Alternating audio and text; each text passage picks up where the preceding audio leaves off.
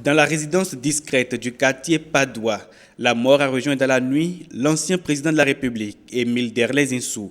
Et ce matin au réveil, c'est le calme plat autour du domicile. À l'intérieur, quelques proches encore sous le choc qui admettent difficilement la présence de notre caméra.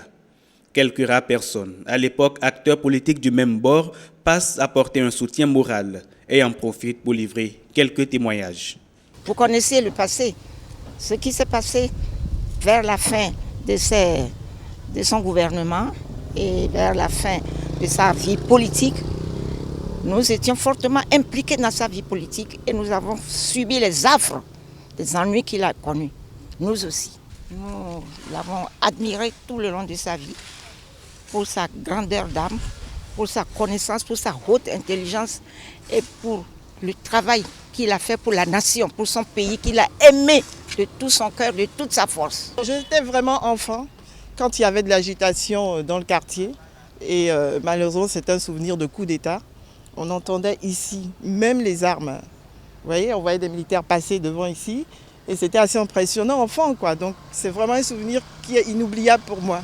Aucune information officielle n'est donnée et aucun membre de la famille ne veut se prononcer sur les circonstances de son décès. Dans l'extrait sonore qui va suivre, vous entendrez la voix de son frère René Zinsou. C'est bien gentil, mais pour l'instant, on n'a rien à dire. L'État, tant que l'État ne s'est pas manifesté, nous, on ne parle pas dans les radios.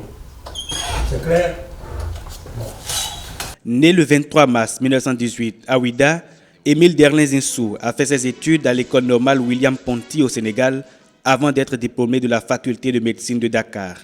Au début des années 1950, il entre en politique. Le 17 juillet 1968, il fut propulsé au pouvoir par un régime militaire. En décembre 1969, il a été renversé par un putsch. Il est un des principaux opposants au régime du parti unique imposé par le président Mathieu Kérékou de 1974 à 1990. Le 16 janvier 1977, une tentative de coup d'État menée par un groupe de mercenaires dirigé par Bob Denard a lieu au Bénin.